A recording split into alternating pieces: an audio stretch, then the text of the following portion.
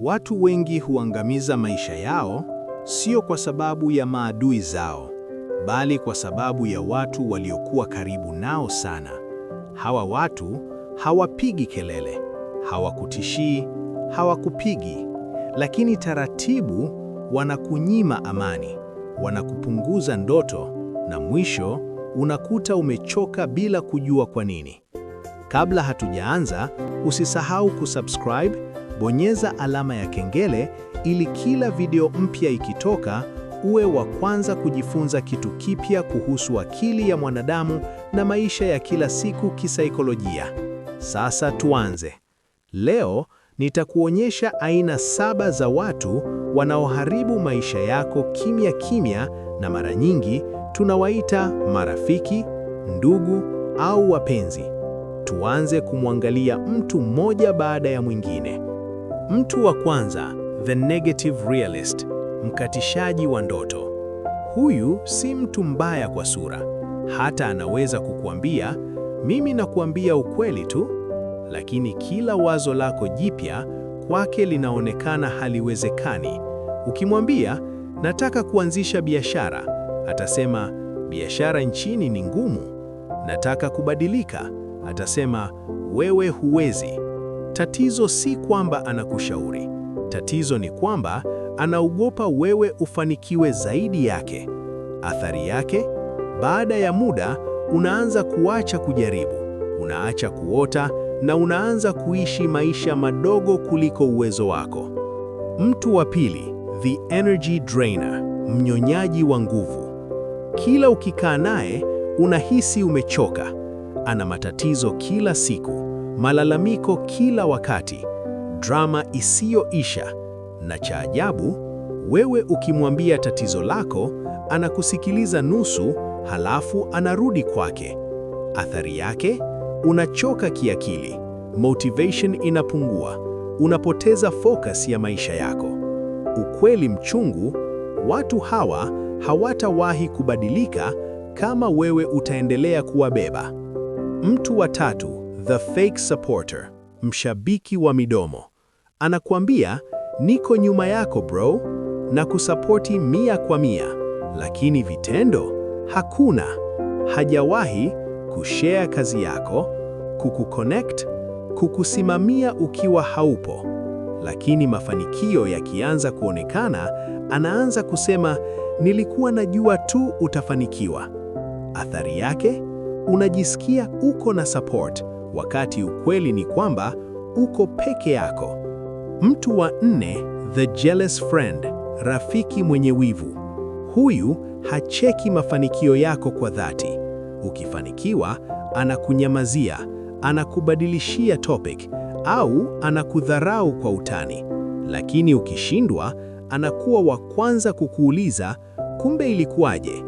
Athari yake, unajifunza kujificha, unapunguza nuru yako ili wengine wasijisikie vibaya, na hapo ndipo unaanza kujiharibu mwenyewe. Mtu wa 5, the manipulator, mchezaji wa akili. Huyu anakufanya ujisikie vibaya kwa maamuzi yako mazuri. Ukisema, nahitaji space, anasema umebadilika. Ukijilinda, anasema wewe ni binafsi. Athari yake, unajilaumu hata bila kosa, unaacha mipaka yako, unaishi kwa hofu ya kumuumiza mtu badala ya kujiokoa. Mtu wa 6, the comfort killer, mtu wa usijisumbue sana. Kauli zake kuu, usijisumbue sana, furahia maisha, kesho ipo. Lakini maisha hayajengwi kwa comfort, yanajengwa kwa discipline.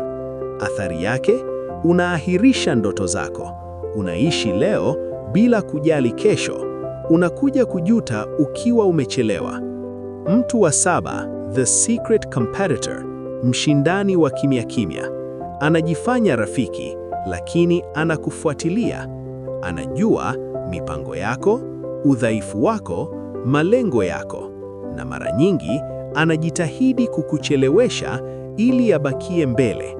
Athari yake, unajikuta unajieleza sana, unatoa power yako kwa mtu ambaye hakutaki mema. Jinsi ya kuepuka watu watakaoharibu maisha yako. Tatizo si kuwajua watu hatari. Tatizo kubwa ni kujua lakini bado ukaendelea kuwapa nafasi. Kama hutajifunza jinsi ya kuwaepuka, watakuharibu maisha yako wakati wakijifanya wanakusaidia. Nitakuonyesha jinsi ya kujilinda kisaikolojia bila ugomvi, bila drama, bila hatia. Namba 1, jifunze kuwapima kwa matendo, sio maneno. Watu wengi huangalia anasema nini, lakini hupuuzia anafanya nini. Sheria ya akili nzito: maneno ni bei rahisi, matendo ndiyo gharama. Jiulize, ananipongeza hadharani au ananinyamazia? Ananitia nguvu au ananivunja moyo? Kama matendo hayalingani na maneno, anza kupunguza ukaribu. Namba 2, weka mipaka bila kujieleza sana. Huhitaji kuomba ruhusa, kutoa stori ndefu, kujitetea. Kusema sina muda kwa sasa, nahitaji kujitazama kwanza, inatosha. Mtu anayeheshimu mipaka yako atakuheshimu pia maamuzi yako. Aliyekasirika alikuwa anafaidika na kukosa mipaka kwako. Namba 3, acha kushiriki mipango yako kwa kila mtu. Sio kila mtu anayekuuliza unafanya nini sasa anataka kukuona ukifanikiwa.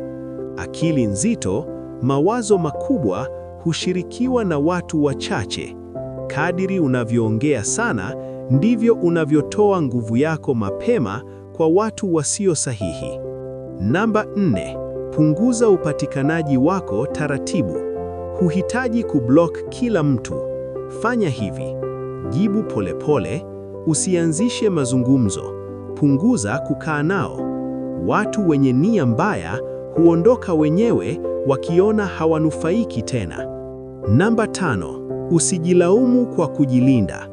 Watu wengi hubaki kwenye mahusiano mabaya kwa sababu ya hatia, hofu ya kuonekana baya au kuumiza wengine. Lakini kumbuka, kujilinda sio ubinafsi, ni uhai. Wewe huwezi kuwaponya wote, lakini unaweza kujiokoa. Namba 6, angalia hisia zako baada ya kukaa naye. Hii ni testi ya haraka sana. Baada ya kukaa naye, unajisikia vipi? Uko motivated au drained?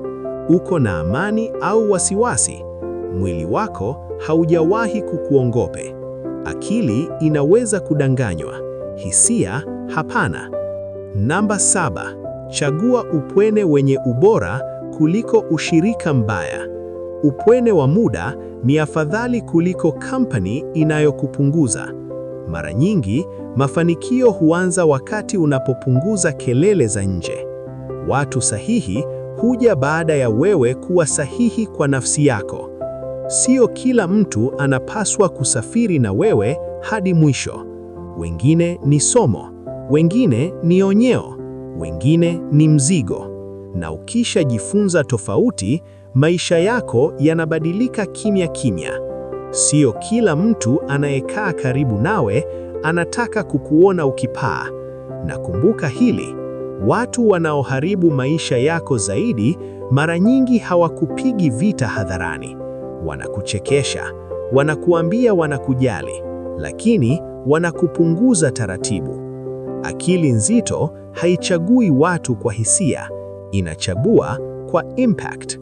Kama umewahi kukutana na mtu wa aina hizi, andika nimeelewa kwenye comments na bonyeza like na subscribe kwa mada zaidi za kisaikolojia.